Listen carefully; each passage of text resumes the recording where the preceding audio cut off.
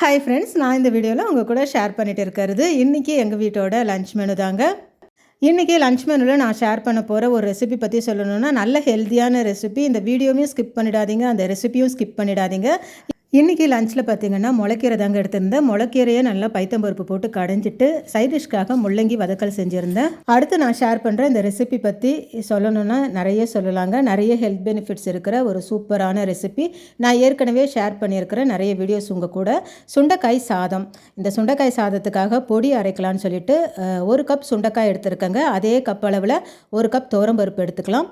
ஒரு 6-7 காஞ்ச மிளகாய் காரத்துக்கு தகுந்த மாதிரி, ஒரு 7-8 பல் பூண்டு, ஒரு 4-5 கருவேப்பிலை கொத்து போட்டு நல்லா ஒரு ஸ்பூன் எண்ணெய் விட்டு ரோஸ்ட் பண்ணி எடுத்துக்கலாம். நல்லா பொன்னிறமாக சிம்மில் வச்சு நல்லா வறுபட்டு வந்ததும் இதை ஆற விட்டுட்டு மிக்ஸி ஜாரில் போட்டு நல்லா கொரகொரப்பாக இந்த மாதிரி அரைச்சி எடுத்துக்கலாங்க. இந்த அரைச்ச பொடியை ஒரு கண்ணாடி பாட்டிலில் போட்டு நம்ம ஸ்டோர் பண்ணி எடுத்து வச்சிடலாம். இது பார்த்திங்கன்னா நல்லா ஒரு மாதம் கூட நல்லா இருக்குங்க. வாரத்தில் 1 நாளோ 2 நாளோ நம்ம சாதத்தில் ஒரு 2 ஸ்பூன் சேர்த்து நல்லெண்ணெயோ நெய்யோ சேர்த்து சாப்பிட்டோம்னா உடம்புக்கு அவ்வளோவுமே நல்லது. அடுத்து ஒரு பேனில் 2 ஸ்பூன் எண்ணெய் சேர்த்து கடுகு, காஞ்ச மிளகாய், கருவேப்பிலை போட்டு நல்லா தாளிக்கிறேங்க. டேஸ்ட்டுக்காக கொஞ்சம் வறுத்து வேர்க்கடலையும் சேர்த்து ஆற வச்சு எடுத்து வச்சுருக்கிற சாதத்தை அதில் சேர்த்து நம்ம அரைச்சி எடுத்து வச்சுருக்கிற பொடி 2 ஸ்பூன் சேர்த்து தேவையான அளவு உப்பு சேர்த்து நல்லா கலந்து எடுத்தோம்னா சுண்டைக்காய் சாதம் ரெடிங்க.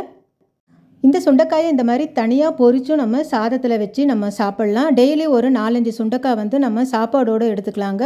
கீரை சாதம், தயிர் சாதத்துக்கெலாம் இந்த சுண்டைக்காய் ரொம்பவுமே நல்லாயிருக்கும். சுண்டைக்காயை அரைச்சி இந்த மாதிரி சாதம் செய்யும்போது கசப்பு எடுக்குமேன்னு நீங்கள் யோசிக்கலாம்.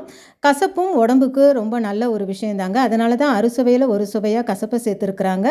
ஆனால் நீங்கள் இந்த மாதிரி செஞ்சு பாருங்கள், கசப்பும் அந்த அளவுக்கு தெரியாது.